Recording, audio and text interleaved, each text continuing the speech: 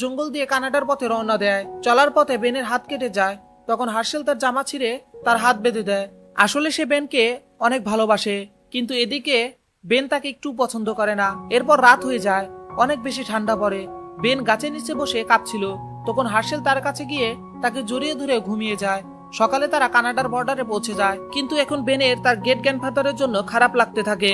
সে সত্যিটা স্বীকার করে বলে, আমি হেলথ ডেভেলপমেন্টকে কল করে তোমার ব্যবসা বন্ধ করে দিয়েছিলাম। আমি জানতাম টুইটারে ওইসব কথা বললে মানুষ তোমার উপর রেগে যাবে, তাও আমি পোস্ট করতে গিয়েছিলাম। ডিবেটের সময় ভিড় থেকে তোমাকে যে প্রশ্নটা করা হয়েছিল ওইটা আসলে আমিই করেছিলাম, কারণ আমি জানতাম তুমি কি উত্তর দেবে। এই কথা শুনে হার্শেল রেগে গিয়ে বেনকে একটা ঘুষি মারে। বেন অজ্ঞান হয়ে যায়। ঠিক সেই সময় সেখানে পুলিশ এসে যায়। হার্শেল পালিয়ে লুকিয়ে পড়ে। সে বেনের ট্রিমার দিয়ে নিজের দাড়ি কেটে ফেলে এবং দেখতে একদম বেনের মতো হয়ে যায়।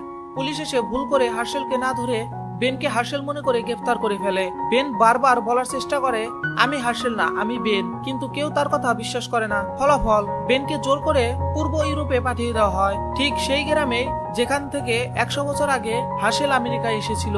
সেখানে কেউ ইংরেজি বোঝে না। বেন একদম ভেঙে পড়ে। সে গিয়ে ওঠে ইহুদির একটি উপাসনালয়ে, স্ট্যাম্পল। অন্যদিকে হার্শেল তা সবকিছু বুঝতে পারে, ভেঙে পড়ে। তার খুবই খারাপ লাগে বেনের জন্য। সে বেনের বাড়িতে যায়। সেখানে সে বেনের ছোটবেলার ছবি দেখে। একটা পুরনো স্কেচ দেখে হার্শেল অবাক হয়ে যায়। বেন ছোটবেলায় নিজের বাবা মায়ের ছবি এঁকেছিল।